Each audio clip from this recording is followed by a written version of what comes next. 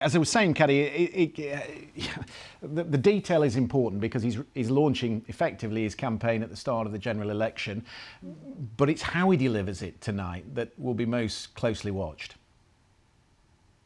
Yeah, it's part content and part performance, isn't it? So you've got the pressure on Joe Biden to lay out an agenda for the next 4 years, and pollsters saying that actually in very uncertain times, people really want that they want to hear that there's a plan for the next 4 years, that he knows what he's going to be doing.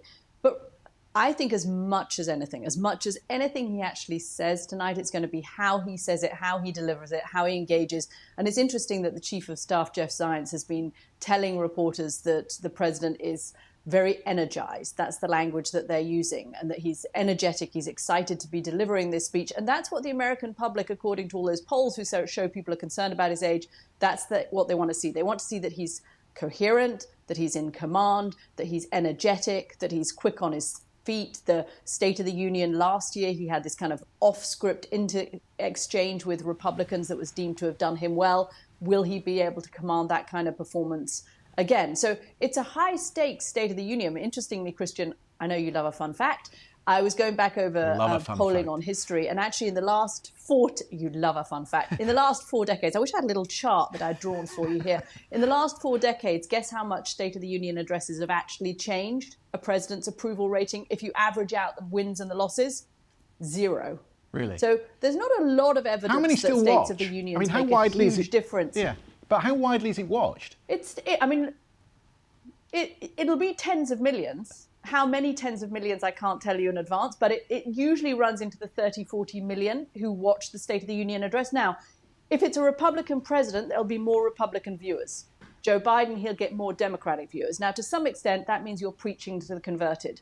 People who bother to stay up on a Thursday night at 9 p.m., this is an early country, people go to bed early, for an hour and a half to watch the State of the Union, they tend to do so because they already like the president who's giving that State of the Union address. One thing I'm also going to be watching tonight is the Republicans' response.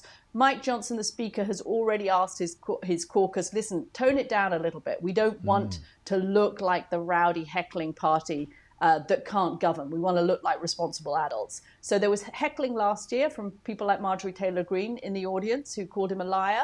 But let's watch how the Republicans respond to the address as well tonight. Yeah, because the Democrats want more fire from their candidate. And of course, for Marjorie Taylor Greene, it's great for her ratings locally, but it could just hand the president an opportunity.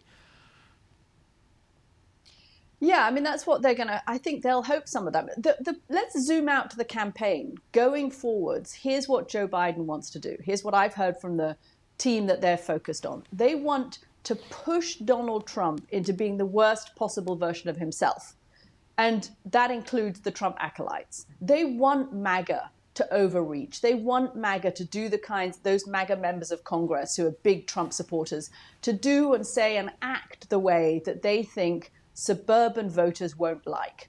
So this election is going to be about how many Republicans decide not to vote for Donald Trump because they don't like his character, and how many Democrats don't vote for Joe Biden because of his age or because they feel that he's not on their side on things like Gaza or progressive policies. That's going to be the fault line. How many people peel away from their party tendencies? And the White House thinks if they can push Donald Trump to say things that are extreme, to say things that people find obnoxious, to be sort of out there in the way that he can be, and remind people, we're going to see an awful lot of those clips of that day you and I covered of January the 6th, remind people of the chaos and the insurrection on Capitol Hill, then they think they have the best chance of winning. And I think tonight you're going to see Joe Biden kind of push some of those buttons on the Republican side deliberately. It's amazing when you look at these polls, Cathy, how people forget some of what went on in those 4 years of the Trump presidency. I mean, when we did the programme together, we used to change our top story 3 times a day. It was real firebrand stuff. Yeah. And yet, when you read the polls, there is a belief that the economy was better during that time, and there's almost a nostalgia for the better times pre-pandemic. Yeah, and I think, you know, the onus on the Democrats and what the Biden campaign believes is there is this thing this phrase going around, Trump amnesia.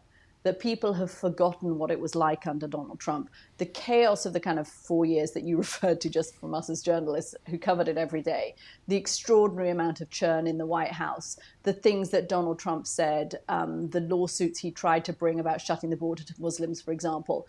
But particularly what happened after the 2020 election, his refusal to attend the inauguration of Joe Biden, the events of January the 6th, even people have forgotten. So there'll be a lot in campaign ad after campaign ad, I can guarantee you, the images of January the 6th, particularly the ones that show those big flags saying re-elect Trump or the pro-Trump signs, they're going to feature very prominently in Democratic television ads, presidential television ads, because the White House wants to remind people. They want to remind people what it was like to have Donald Trump as president and what it was like in those extraordinary, and we shouldn't forget, they were extraordinary. Those scenes on January the 6th, it felt like America's system of government, American democracy on that day came close to being toppled when people got into the, were calling for the hanging of Mike Pence, for saying they wanted to kill Nancy Pelosi. All of that, the president is going to spend the next 8 months reminding voters of, because he knows his own approval ratings are so weak.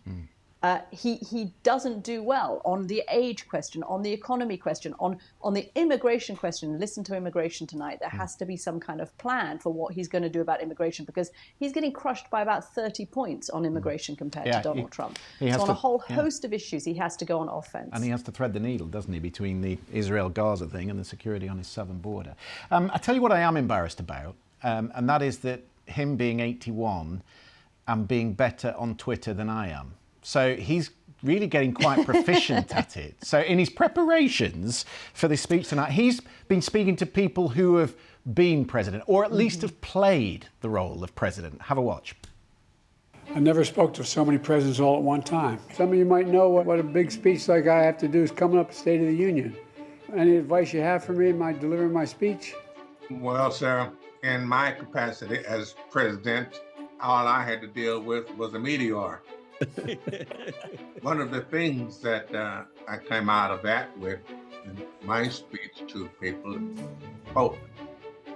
Hope is the strongest force we have in this country.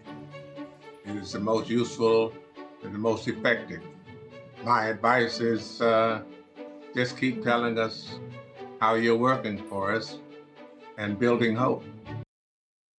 It's very smart, that, but there's 2/3 of the country who say they don't want this rematch. I think they'd vote for some of those presidents in preference to Joe Biden and Donald Trump, wouldn't they?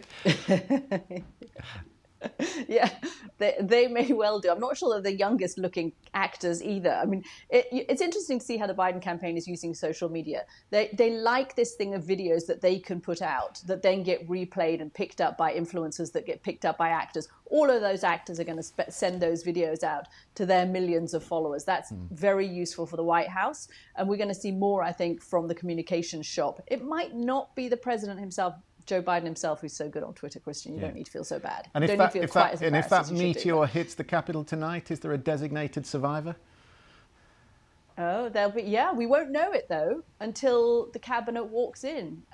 They get flown out to a kind of secure location in Virginia. And as the cabinet walks in, everyone looks around and says, oh, who's the one that's not here? It's a bit like musical chairs. Somebody's lost their chair. Their seat is gone. And there will be that designated survivor. You're right. I'll bet it's Kiefer Sutherland. All right, Caddy K, thank you very much indeed. Lovely to see you.